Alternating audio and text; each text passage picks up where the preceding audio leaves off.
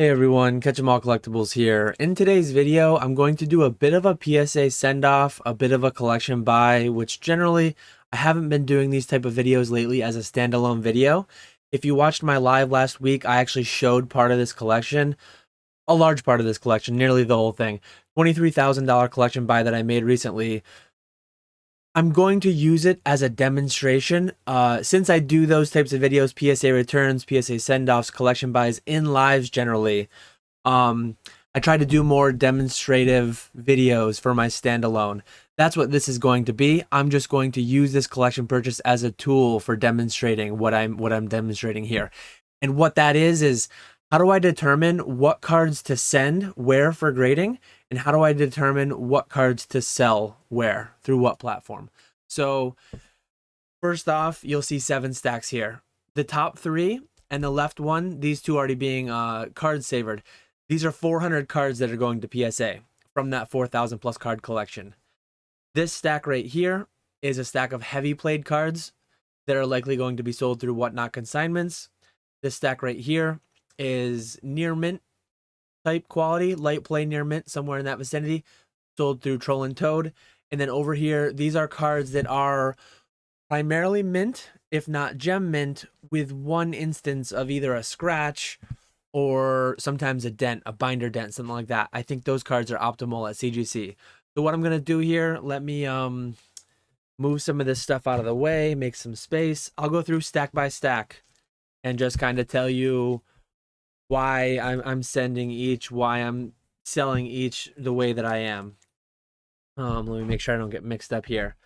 But we'll start with the easiest, most straightforward stuff, I guess. So PSA's open at $15. $15 opens the window for a lot of grading. You'll see right here, we've got prime cards, we've got all kinds of ultra rares. We're gonna see the legend cards soon. We got some base set first edition. PSA at $15. There's a lot you shouldn't send at 15. I think there's a lot of examples of PSA 9s out there that are selling for 20 bucks. If you're hitting 10s though, you're generally going to be safe. What I sent here was primarily, and you'll see some of these cards are probably likely to get upcharged. I tend more towards sending it at a low tier, taking the upcharge when it comes within reason. I'm not going to send a $10,000 card or something through $15 tier. The cap is $200. I stopped on a gold star. This is going to be well over, even in a PSA 9 or PSA 8, this would probably be an upcharge. But generally speaking, most of these cards, if they hit the 9, they're going to be sub 200, the vast majority of these. If they hit the 10, almost the majority of these cards would probably get upcharged. So yeah, we'll see what the upcharges are when they come. But when I choose to send a PSA, I am trying to get cards 9s and 10s. 8s are a failure for me. Very, very few cards, if any, including all of these, in my opinion, aren't justifiably graded at PSA, whether it's 15 or not. I think 9s are like the baseline that I want to achieve. 10s are wins. So 9s might be like break even or a little profit. 10s are going to be big wins on a lot of these. And 8s are a failure, in my opinion. When we go to the TrollandToad stack next, when we go to the near mint LP stack next, I'll elaborate on that a little bit more. But yeah, most of these cards, if I were to sell them through TCG Player, through eBay, through TrollandToad, as near mint to mint, or near mint is usually the highest tier they go, I feel like I'm leaving a lot of value on the table. It's fairly rare to go on eBay, to go on TCG Player, TrollandToad, and buy any of these cards. I mean, shiny legends, we call legends shinies, the old school EXs. These cards are fairly hard to find. They're hard to replicate. They're hard to replace in mint condition. So given that all these are like nearly pack fresh mint condition, it's fairly logical, fairly reasonable way to go to get these graded to get that 9-10 premium. The next 2 stacks here, these ones I actually ran out of card savers. I am sending these all out. I'm going to get these entered. Today I'm recording this on Friday the 28th. By the time you see this, it will be the last day of the PSA $15 special. So I will have these entered. I have card savers coming. I actually ran out. I have more coming tomorrow. So with the way PSA works, you can enter it in, and then you have up to 30 days to get it postmarked. So plenty of time there. a lot of these next two stacks, part of the reason that I'm showing them second, they're the ones that like were still worthwhile. So some of these even more so, like you really need to hit the 10. If I hit 9s on these, I'll be like, man, I wish I had just sold those raw. But some of these felt a little bit stronger, and I think they can get the 10. Again, $15. Most of these, I didn't like honestly sweat a ton of time. Card like this, I might look back when I get it graded in 6 months or so. I might say like, wow, I would have been way better off sending that, even if I hit the 10. Some of these you got to be a little careful, but like a time crunch situation, I'm just getting a lot of these out. $15 per grade, getting 400 out there, another 6K on the top of this 23K collection purchase. I feel like it's a good investment to just maximize my return overall. There's going to be some individual losses, but you can't really sweat and spend so much time trying to optimize every single penny. As I showed on the live stream, there was a lot in this collection, and yeah, to do this, the main four outlets I guess I have are PSA, CGC, Whatnot, and TrollandToad. So generally speaking, 9s and 10s for PSA. I forget which stack I said I'd do next, but we'll go to another stack next. But yeah, we'll whenever I get this back, I'll do a live stream, certainly showing. I mean, there's going to be some amount of 8s. There's probably going to be some amount of 6s where I missed a corner ding or something like that. But overall, 9s and 10s are the goal. 9s and 10s should yield profit on the vast majority of these 4 stacks that I just showed you. Now that those 4 stacks are done, let me go to my next one. I guess we'll go to the CGC grading next. Let's show all the grading submissions. These ones, there's no rush. CGC is currently open at $13.50 when you have a membership, and there's no expiration date for that. So I haven't yet entered these. These are going to be entered sometime next week when I have time, but these are not the Call Legends shinies, these first 3. These are actually the tin promos. And the way that the tin promos worked through a lot of the history of Pokemon, they would be put in these plastic containers that would take an otherwise gem mint card, and they would put a bit of damage in one specific spot. I'm trying to find, actually. When I pre-graded these, what I would have found on cards that I send to CGC, usually with CGC, you're either playing the perfect 10 game, or you're playing the, if it's got a dent, if it's bent, it's getting sent. And I don't know if you can see it there on the screen. This card was held in to the tin in a way that made little like almost lips on the edges. Sometimes when PSA sees those, most times when PSA sees those, it's an automatic 6. So to me, honestly, it feels harsh that PSA gives a card that's otherwise gem mint with one little issue like that a 6.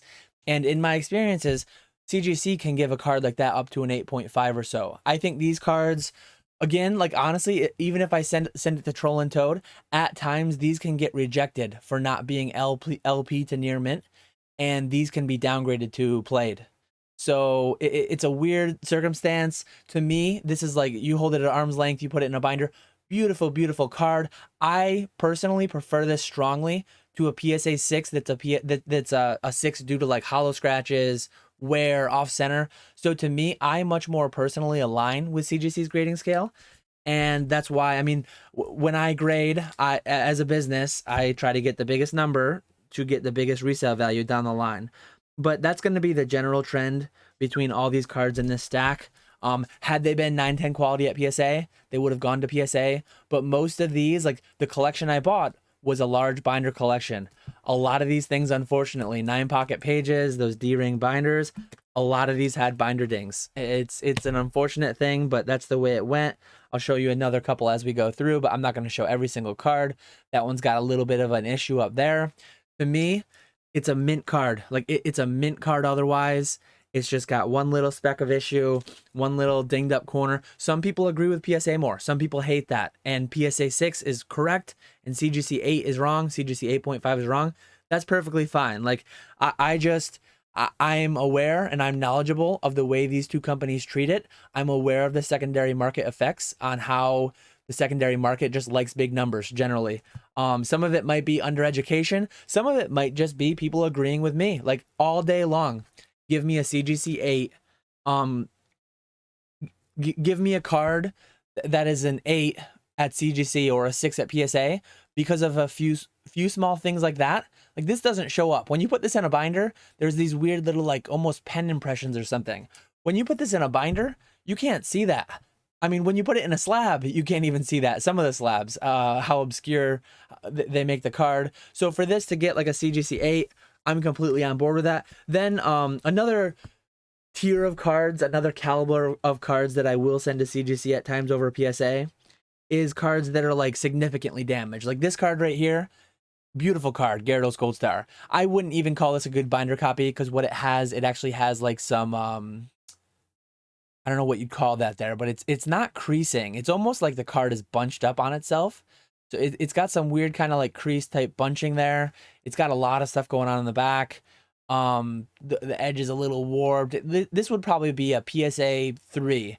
And the way that PSA seems to work is getting the 10 is easier than at CGC, but getting a low grade comes really quickly. Like what would be a PSA 1 might be a CGC 3 or 4. So in my mind, this card is probably like a PSA 3, but it might be a CGC 5. So to me, the business maximizing the money out of it, I will just send most low tier cards that like a card like this, I think few cards are worth grading in sub PSA 8 condition, but I think this is one of them. I think grading this and selling it as a CGC 5 will outperform selling it on Whatnot as a damaged card or selling it on eBay as a damaged card.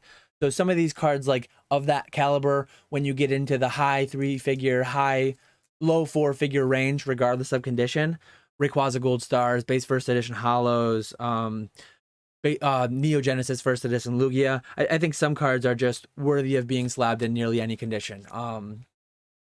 That's just my general take. Again, this one has a couple, I don't know if you'll see them, but it almost has like a pen mark indent type thing.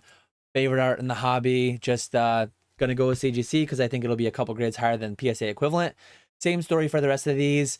Otherwise, gem mint cards.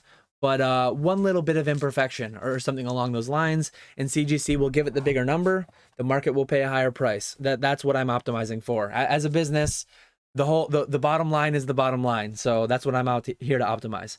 Let me make sure. So this should be the stack that's sent for TrollandToad. What you'll find here, most cards that I sell on TrollandToad, and I know TrollandToad Evo is like a closed system now. Unfortunately, not anyone can go create an Evo account these days, but thankfully I do have one. What you'll find here is primarily PSA 7 to PSA 8 condition cards. The standard issues with these cards will be hollow scratching, light surface issues, some whitening. I mean, some of these are pack fresh cards, beautiful, beautiful cards. It's just for a long time in Pokemon's history, they weren't creating like 80% gem rate cards out of pack. And a common theme will just be like whitening around all the edges. Like this card would be beautiful in a binder. I don't even know if I'll get it to show up, but this card has whitening around all the edges. Like not a ton of it, but enough that I'm confident this would get like a PSA 8. And if you look at what PSA 8s sell for, even of a beautiful card like this, generally speaking, especially getting especially not having to put the extra $15 into it and then having to wait 6 months to sell it, selling it today for maybe $50 less, not putting that 15 into it, not putting a few bucks more into it and sitting on it for all that time. It's just, to me, it's the optimal way to get capital out of it today. I'm not subject to what the market does over time. You can see the white there. You can see the white there. Like this is very likely a pack fresh card. Like cards in the mid eras would come out of packs looking like this.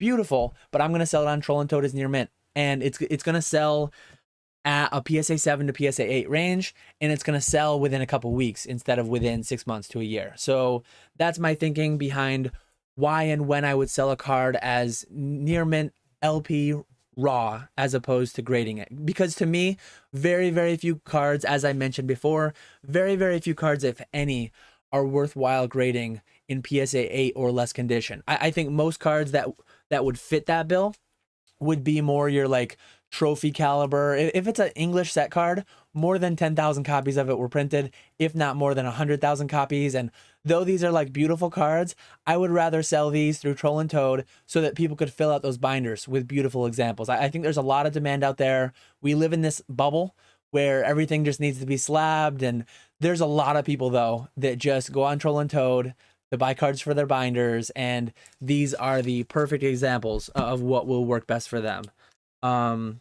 just looking at another one here. Here's this Lapras, probably pack fresh. Like, that's just the way a lot of fossil cards would come out. PSA 8 condition, if I had to guess. Some of these, like, honestly, if I were to grade everything in this pile, there's probably some 9s. Who knows? Maybe there's a 10 or 2. But overall, these things would primarily be PSA 7s and 8s. And the little bit of stuff that I'm missing out, I could spend another 5 hours going through just these 500 or 600 cards that I'm going to show you in this video. And I could maybe eke out another couple $100 or couple $1,000, which sounds like a lot. But when I have so much to do, so much backlog, when I have to get all these submitted by Monday, you do leave a little bit of money on the table here and there. I've referenced it in videos before. You can't spend, there's diminishing returns. I've done like 90% of it. I've gone through and I think I've optimized 90%, and the amount of extra time, it's going to take 5 times extra time to get that last 10% to really make these piles perfect, to only get PSA 8s to go to TrollandToad and maybe to grade. If I looked at the price history on all these in PSA 8s, I might think like, oh, well, this actually sells. Well, I'm going to pick a better one. Like, maybe this card sells complete made up numbers. Maybe it sells for 20 bucks in a PSA, sorry, 20 bucks raw near mint at TrollandToad, and maybe it sells for 60 bucks in a PSA 8. So maybe the margin makes sense grading it even at PSA 8, but I just, way too much time. You might be talking about more than 5 hours to go through every single one of these cards, to do the TCG player price, TrollandToad price, and PSA 8 price. And then you're always gambling on what is the market going to be in 6 months. Selling this handful, PSA 7, PSA 8 quality cards through TrollandToad, it makes the sales happen quicker. It brings the cash flow back quicker, because the 400 cards that I'm grading that I showed you at the early part of this video, those ones are more than 6 months out. This was a $23,000 collection, and I'm adding $6,000 in grading fees on those 400 cards, and I'm going to be floating 30K for several months minimum. The few thousand that I might get back from these whatnot cards, the few thousand or maybe thousands I get back from the TrollandToad cards, that will just aid in cash flow in the interim. So last stack here, whatnot cards. These are cards that if I send them to TrollandToad, they would either be rejected completely, or they would be classified as like heavy play, moderate play. And to me personally, like, I think they'll do better. Like, you show cards like this in a whatnot stream, I think they'll be like, this will be a really killer hype auction, I would think. I actually have, they haven't happened yet, but starting next week, starting the week that you're watching this, I think there'll be some whatnot streams going on with my cards through Echo-based collectibles, through Old Skool Pokemon and Vanity Flips Pokemon. But like that's going to be a PSA 6. That's going to be like a CGC 7, 8 maybe, because that's a pretty harsh dent. I think this will just sell better overall through, like, not only does it have that one, it has these ones. Like, this would probably be a PSA 3 or 4 and maybe a CGC 6. So to me, this card at that value, like, I think it'll just do better, and it'll be sold even quicker. Just doing, let the market decide. Show people on whatnot the condition and just let it go. Card like this would be a PSA 1 maybe. Like, look at that whole edge. That whole edge, I don't know if you can see, is like turned up.